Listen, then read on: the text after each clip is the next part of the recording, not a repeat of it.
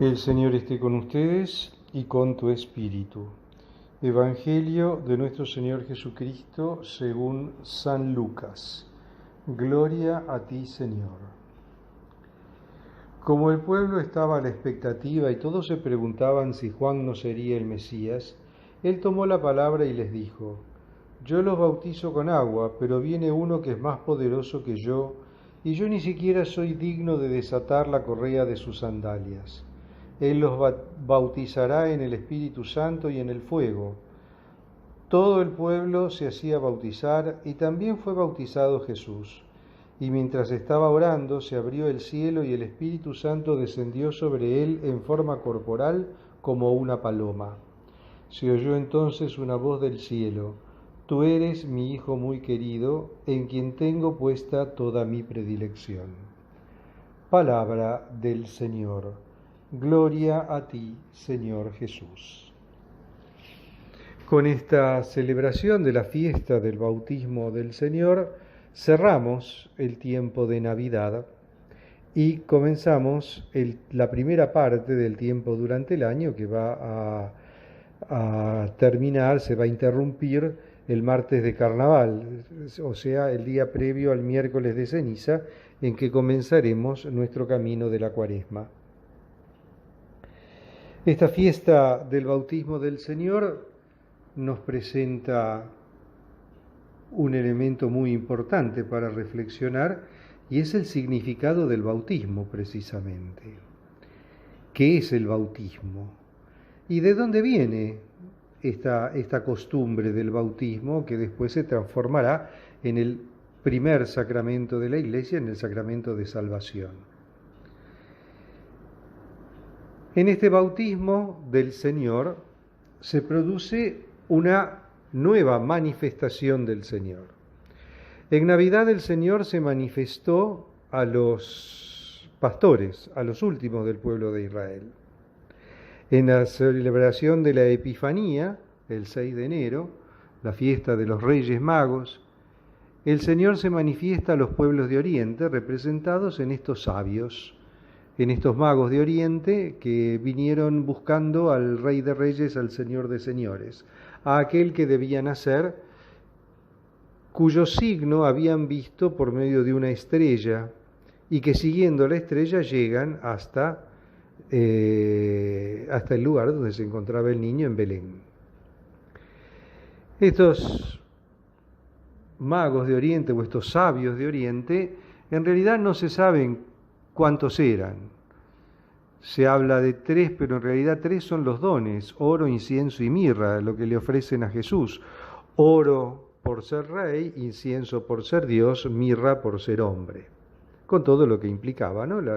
El oro como símbolo de poder, el incienso como símbolo de la divinidad y la mirra como símbolo de la humanidad, ya que era una de las especias más aromáticas y más preciadas del Oriente, que se utilizaba en los ritos funerarios porque era capaz con su perfume de cubrir el olor de la descomposición cadavérica.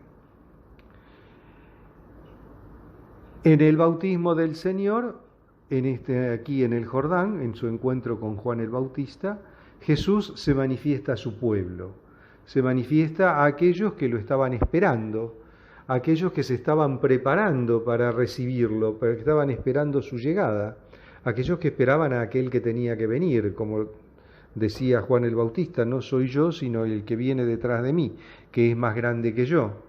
Y Juan el Bautista también dirá: yo los bautizo con agua y él los bautizará en el Espíritu Santo y el fuego.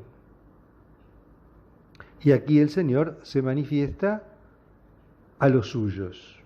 Como leíamos en el prólogo del Evangelio de Juan, en el día de Navidad y también el domingo pasado, el domingo segundo de Navidad, él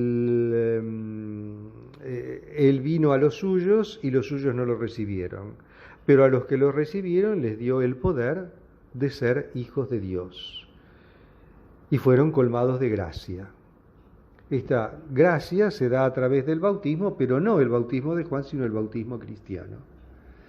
El domingo que viene veremos la manifestación de Jesús a sus discípulos en las bodas de Caná, realizará el milagro de convertir el agua en vino. Ahora, ¿qué es el bautismo? El bautismo en su sentido original es un baño de inmersión. Sumergirse en el agua y salir del agua. Ese era el bautismo. Y para el piadoso israelita, estos baños, estas abluciones, no eran ninguna novedad, eran moneda corriente, formaba parte de los ritos de purificación de los judíos en distintas ocasiones y en distintos momentos. Los ritos de purificación más importantes y más solemnes eran los que se realizan previos al matrimonio y a los cuales aluden las famosas 6 tinajas que utiliza en las bodas de Caná el Señor para hacer llenar de agua y después transformarlas en vino. O sea, estos ritos, estos bautismos, estas abluciones, estos ritos de inmersión en el agua, etcétera, no eran una novedad para el pueblo de Israel. Formaban en cierto modo parte de su vida religiosa cotidiana, ¿no? O sea, había ciertos momentos en que por necesidad ritual debían purificarse. Sin embargo, el bautismo de Juan tiene una peculiaridad sumamente importante. Y es que no es una ablución más, no es un rito de purificación más, sino que es una manifestación externa de un deseo interior de conversión para preparar el corazón en aras de recibir al Mesías, al enviado del Señor, a aquel que debía venir, aquel que anunciaba Juan el Bautista. Es decir, es un bautismo de purificación, un bautismo de conversión para el perdón de los pecados. Entonces aquí viene la primera pregunta que nos sorprende y es que nos sorprende el hecho de que ¿por qué Jesús se bautiza en el Jordán? Él no tenía pecado. Sabemos que la idea es que el Hijo del Hombre, la segunda persona de la Santísima Trinidad, el Hijo de Dios, comparte en todo la naturaleza humana menos en el pecado. Entonces, si no tenía pecado, ¿por qué tenía que bautizarse en el Jordán? ¿Y por qué tenía que prepararse para recibirse a sí mismo? Es algo que a simple vista carece de sentido. Sin embargo, y en esto concuerdan los padres de la Iglesia, hay una razón para que él realice esto.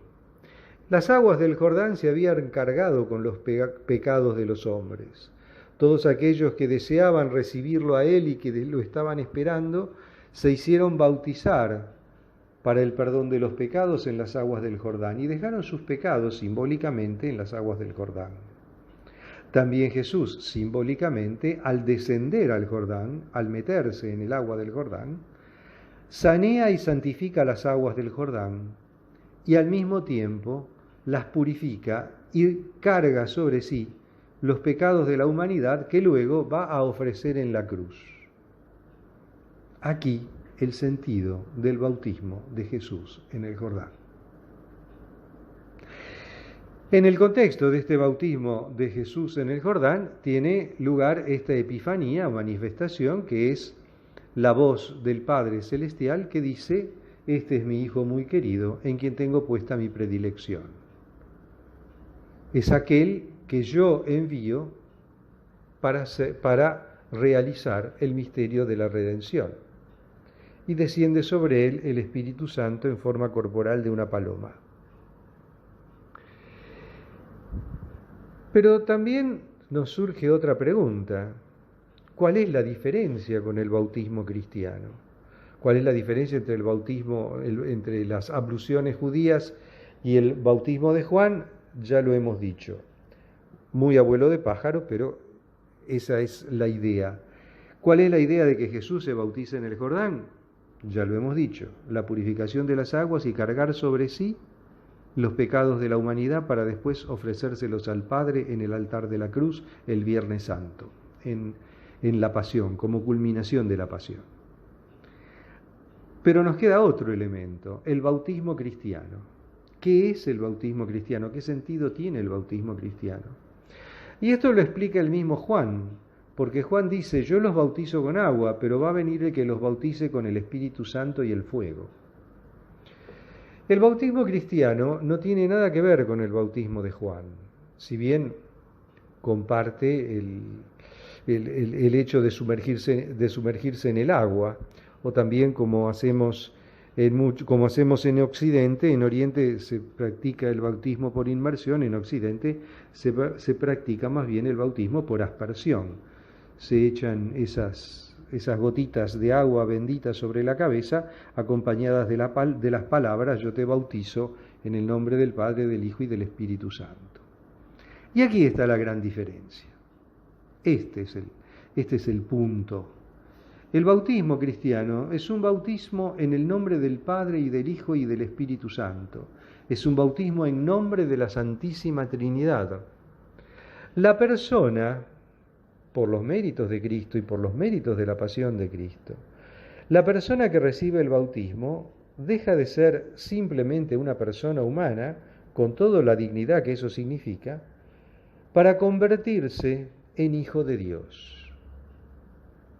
A partir del momento del bautismo, la persona que recibe el bautismo se convierte en hijo de Dios. Y aquí está el centro del asunto, la gran importancia del bautismo. El bautismo es el sacramento que nos abre la pertenencia al reino de los cielos. El bautismo es la puerta que nos abre la Iglesia, nos permite ingresar en la Iglesia, ingresar al cuerpo místico de Cristo, y de esta manera poder tener acceso a la salvación. El bautismo es la puerta de la salvación. El único medio necesario para la salvación es el bautismo. Luego van a venir los demás sacramentos de la Iglesia, que son instrumentos de la gracia y que nos ayudan en nuestro camino y en nuestra vida de fe, en nuestra vida cotidiana, para vivir nuestra fe, vivir la gracia que el Señor nos transmitió y nos regaló en el bautismo. Pero el primero y el principal de los sacramentos es el bautismo. ¿Y cuál bautismo? El bautismo de la Iglesia.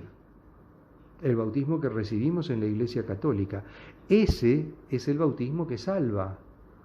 Esa es la puerta de la salvación. Ese es el comienzo de nuestra vida de gracia. Esa es nuestra incorporación al cuerpo místico de Cristo. Esa es nuestra entrada en el mundo de Dios y convertirnos en hijos de Dios. El bautismo nos hace hijos de Dios por adopción.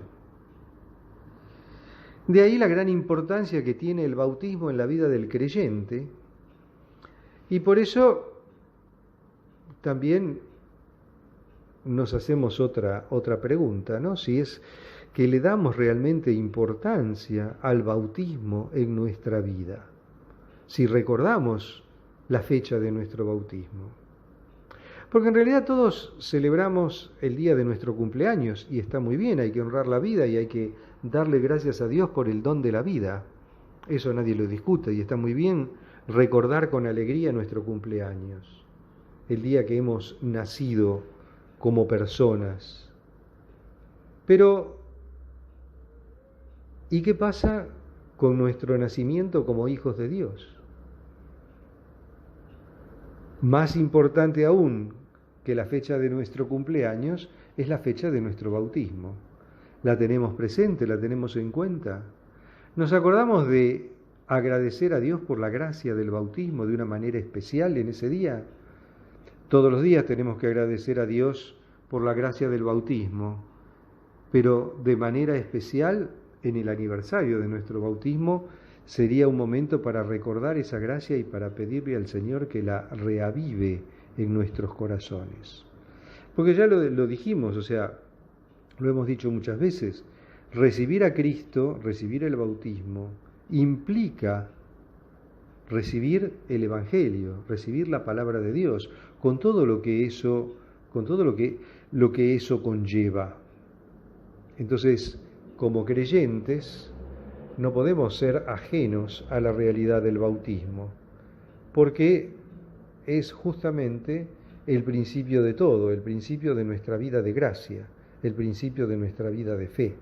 Una vida de fe que tenemos que ir alimentando a lo largo de toda nuestra vida y que nuestros padres asumieron el deber de alimentarla ya desde pequeños. Por eso también la gran responsabilidad que implica pedir el bautismo de un hijo. Pedir el bautismo de un hijo no es solamente un acontecimiento social. No digo que esté mal que sea un acontecimiento social, pero no es un acontecimiento social solamente, sino que es un hecho mucho más profundo. Es asumir ante Dios el compromiso gravísimo de educar a esa criatura en la fe, de enseñarle a conocer a Dios, de abrirle el corazón para que conozca, ame y adore al verdadero y único Dios, para que se introduzca en la vida de la Iglesia, en la vida de los sacramentos. Y ahí también los sacramentos no son solamente acontecimientos sociales.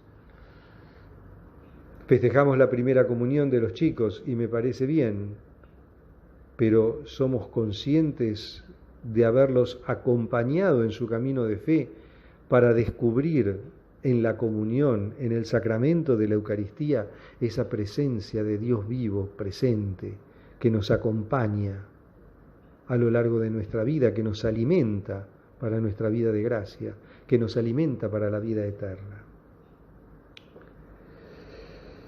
En esta fiesta del bautismo del Señor, pidámosle de todo corazón que avive en nosotros esa gracia que hemos recibido en nuestro bautismo y que nos ayude a comunicar a los demás la alegría de la fe.